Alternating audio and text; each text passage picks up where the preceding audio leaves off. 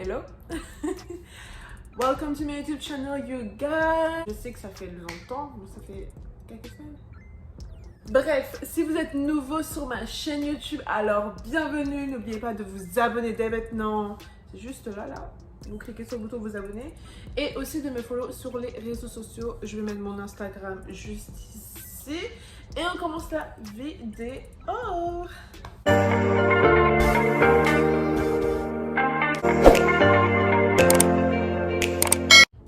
Ok, donc aujourd'hui je vais parler d'un sujet qui est assez important pour moi, mais qui peut aussi aider d'autres personnes. Je suis là aujourd'hui pour vous donner des conseils et aussi pour parler de mon expérience. Je sais que j'ai déjà fait une vidéo de ce genre.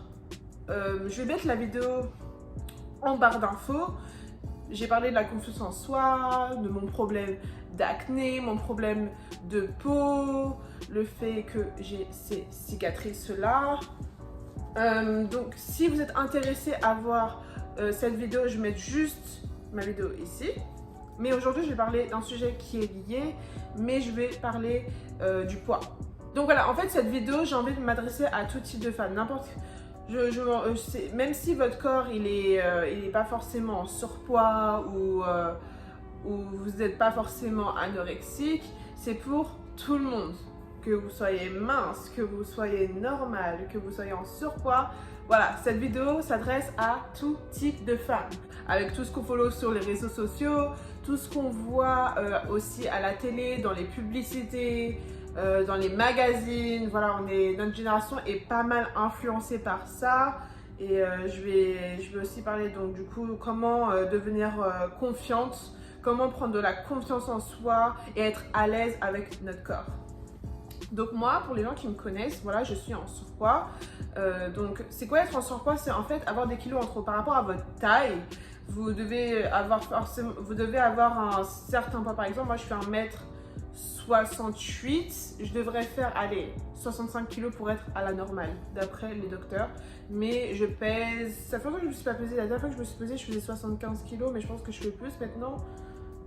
Bref, je sais pas c'est quoi mon poids, mais je sais que je fais plus de 75 kg.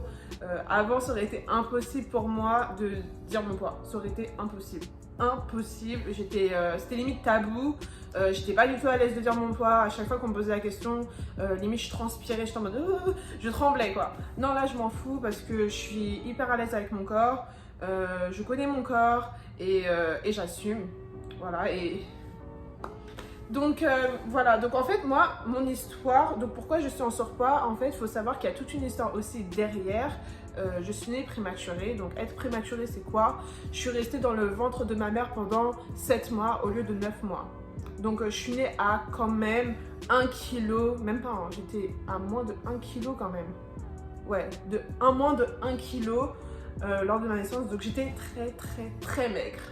Et c'est privé, mais je vais quand même le dire dans cette vidéo pour que les gens comprennent bien qu'est-ce qui est derrière ça, pourquoi maintenant je suis comme ça.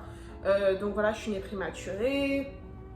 Les médecins ont dit à mes parents que je devais mourir, que je pouvais pas vivre, que en fait à chaque fois qu'on me faisait manger, je vomissais. Il y avait un problème à mon estomac, donc c'est pour ça que j'ai une cicatrice. Bon là on la voit pas parce que je me suis coiffée comme ça, mais j'ai une cicatrice juste ici. J'ai une espèce de comme un trou. J'ai aussi une cicatrice juste là. Je sais pas si vous pouvez voir. Ouais, juste là. J'ai aussi une cicatrice au ventre. Parce que du coup, on a dû m'opérer au ventre. J'avais un problème à l'estomac. Et puis, on m'a enlevé l'appendicite. Donc voilà, donc ma mère, enfin mes parents m'ont dit qu'à chaque fois qu'on me donnait à manger, je vomissais, je digérais mal la nourriture à ma naissance, j'étais super maigre et voilà, les médecins ont dit voilà, votre fille ne va pas vivre, elle va mourir, je ne vais pas vous donner de faux espoirs, il n'y a aucun espoir pour votre fille, donc ils parlaient de moi. Donc après ma naissance, je suis restée quand même 3 mois à l'hôpital, j'avais des tuyaux partout, j'ai vu des photos, j'avais des tuyaux partout, c'est archi flippant, c'est trop flippant et je pense que ça a vraiment traumatisé ma famille et merci Seigneur, Dieu m'a vraiment sorti de cette situation, il m'a vraiment guérie. Si je suis présente aujourd'hui, c'est grâce à Dieu. Je pense que ça a tellement traumatisé ma famille qu'en fait, on m'a tellement habituée à manger. Bien sûr, c'est pas la faute de mes parents, c'est pas la faute de ma famille. J'ai pas envie de les blâmer parce qu'aujourd'hui, c'est pas parce que je suis en surpoids aujourd'hui que c'est à cause d'eux. Je pense que ça a fait tellement un traumatisme dans leur tête qu'on m'a habituée à manger en fait. Donc voilà. Et il faut savoir que j'ai aussi une petite sœur qui était anorexique quand elle était petite, donc elle était très très maigre et elle mangeait pas. Elle mangeait pas du tout. Mais pas du tout.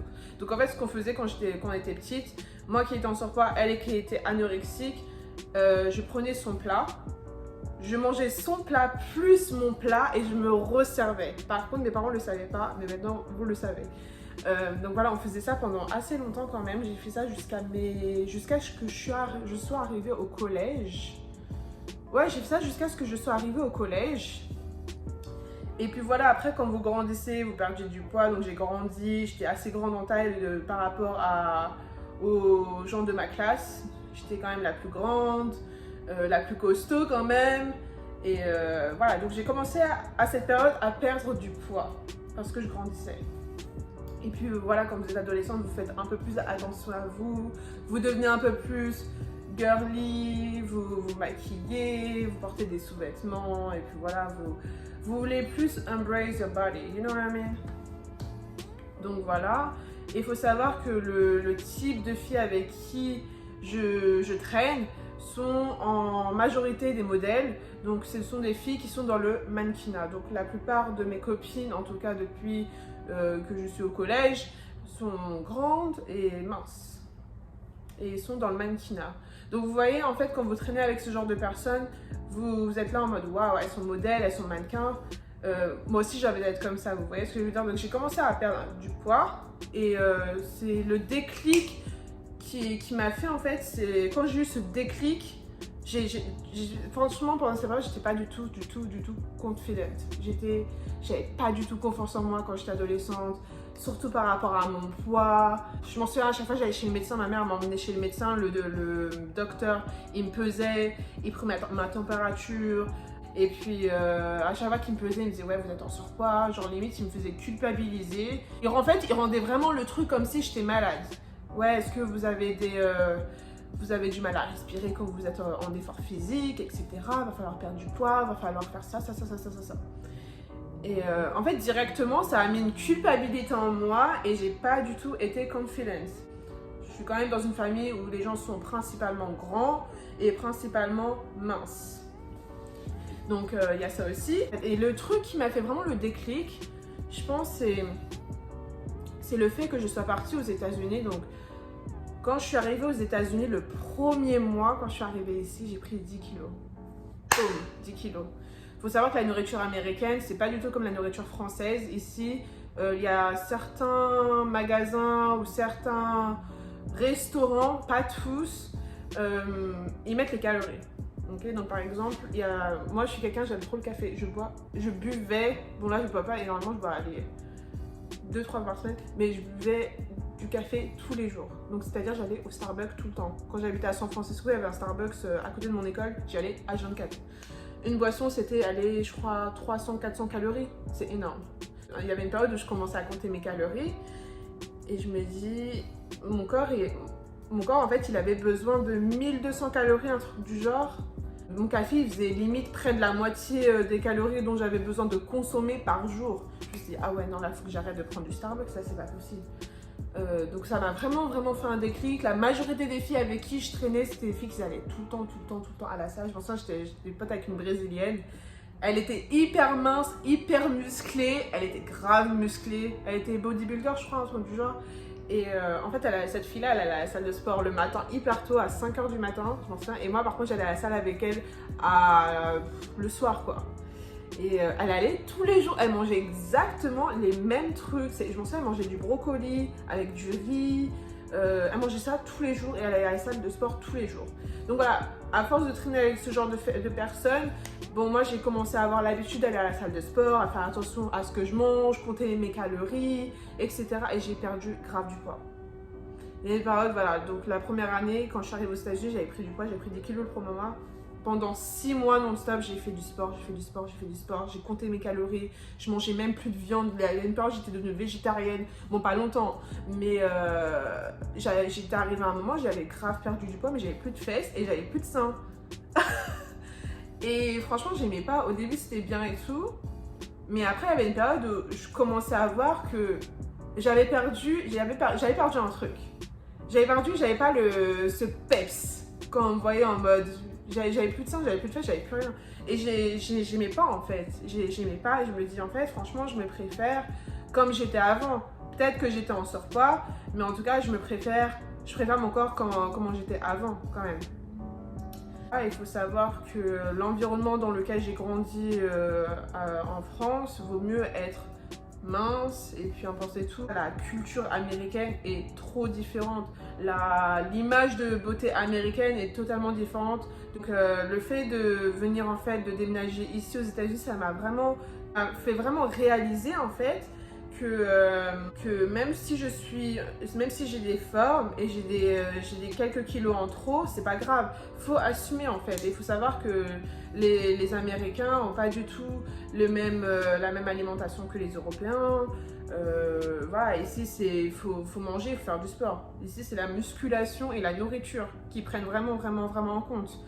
Les femmes sont beaucoup plus en chair aux États-Unis plutôt qu'en France. Et donc du coup, le fait que je m'entoure un peu plus de ce genre de personnes, de ce genre d'environnement, ça m'a vraiment aidé en fait. Ça m'a tellement aidé à prendre confiance en moi et à m'assumer en fait. Les filles, même si vous vous trouvez pas belle, si vous aimez pas votre corps, si vous aimez pas votre apparence, franchement, tout est dans la tête. Moi, je vais vous dire un truc, tout est dans la tête. Après, bien sûr que non, j'encourage pas les femmes à prendre du poids, j'encourage pas les femmes aussi à maigrir, j'encourage aux femmes d'accepter comme vous êtes. Vous voyez ce que je veux dire? Moi, par exemple, c'est là où j'ai appris, je me suis dit, si je perds du poids ou si je prends du poids, au final, on a tous un métabolisme différent. Par exemple, je peux avoir quelqu'un à côté de moi, par exemple ma soeur, je prends le cas de ma soeur. Ma soeur peut manger beaucoup plus que moi, elle va pas forcément prendre le même poids que moi. Parce que moi et ma soeur, par exemple, on a un métabolisme différent. Vous voyez ce que je veux dire? Par exemple, moi je vais manger moins, je vais prendre du poids. Elle va manger beaucoup plus, elle va pas prendre du poids. Ou par exemple, elle va faire grave du sport. Et moi, je ne vais pas faire de sport, par exemple, je vais perdre du poids, elle ne va pas perdre du poids. Chacun a sa façon d'être, chacun a son corps, chacun a son métabolisme. Il faut qu'on s'accepte comme nous sommes. Il faut qu'on s'accepte comme nous sommes. Par contre, si vous êtes dans un état de santé assez alarmant, oui, il va falloir quand même agir. Si vous avez, vous êtes diabétique ou en état d'obésité, en état d'anorexie, il va falloir vraiment prendre en charge et voir un docteur, voir un nutritionniste, faire du sport et changer son alimentation. Ça, c'est super important. Par contre, si vous êtes vraiment à un stade où votre santé est en danger, il va falloir vraiment prendre ça en charge par un docteur. Moi, je ne suis pas nutritionniste, je ne suis pas docteur, je suis juste là à donner des conseils. Donc voilà, et je sais qu'il y a pas mal de femmes qui sont aussi dans mon cas. Et je suis juste là pour vraiment vous donner des conseils et puis c'est tout. Faites attention aussi au genre de personnes que vous followez sur les réseaux sociaux. Moi, je sais qu'il y avait une période où je followais les Kardashian, les Kylie Jenner, les filles fitness, je crois que je followais au moins franchement 50 comptes de fitness et vous voyez que ces filles-là, elles ont un corps de ouf, elles ont des abdos, des fesses, elles sont parfaites, Vous voyez leurs photos, elles vont à la salle tout le temps, elles mangent healthy, elles sont végétariennes, véganes, enfin bref. Et vous êtes là, vous regardez, vous êtes en mode moi j'ai pas ça. Donc franchement, depuis que je follow plus ces meufs là, déjà j'ai une follow tous les Kardashian. J'ai une follow toute la famille Kardashian et je suis plus les comptes de fitness. Je suis plus les filles qui vont à la salle de sport, les fitness go, body go, je follow plus. Et franchement, j'ai commencé à follow des filles qui me ressemblent un peu plus. Donc voilà, il y a des filles qui ont des formes, des filles qui ont des curly hair, des filles qui ont mon teint de peau aussi. Voilà, des filles qui me ressemblent en fait.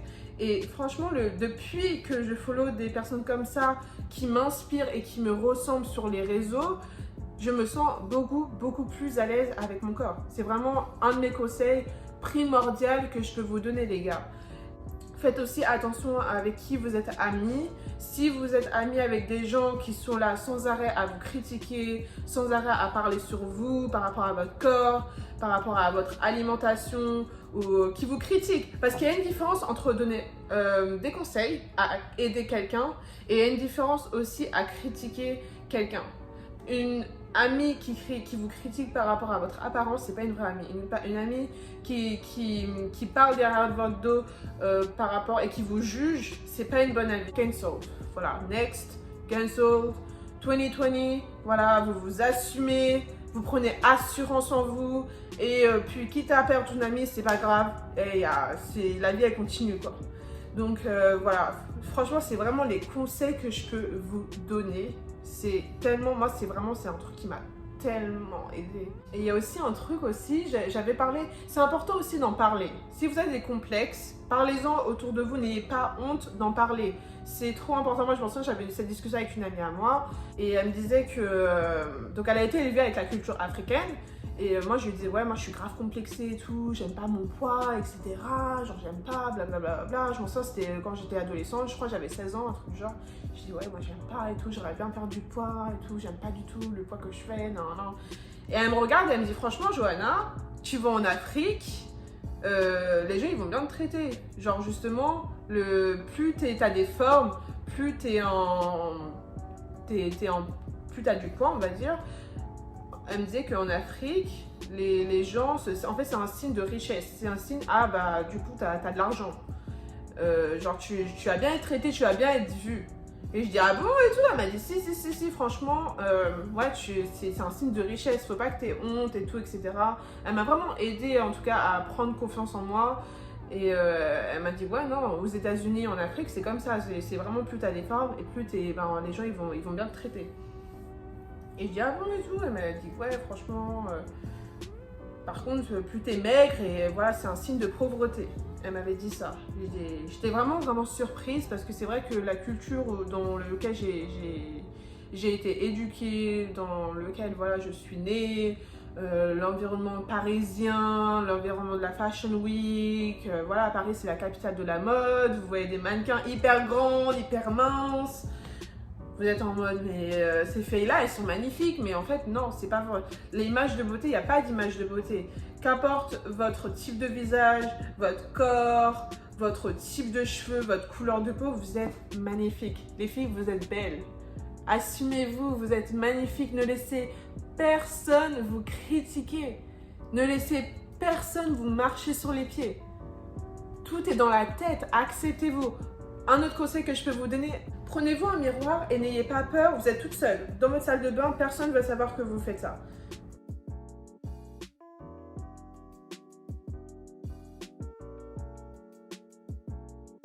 Vous regardez, vous vous admirez.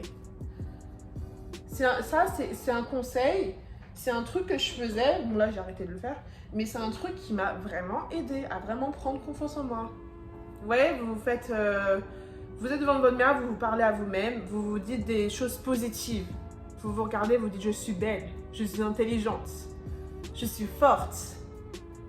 Vous vous dites que des choses positives par rapport à vous. C'est un truc qui va vous aider les filles. Franchement, prenez assurance en vous. Laissez personne vous manipuler. Laissez personne vous dire que vous êtes moche et que vous voyez rien. Voilà, en tout cas les filles, c'était tout pour ma vidéo. J'espère en tout cas que vous avez aimé. On se revoit très bientôt, vite pour une prochaine vidéo.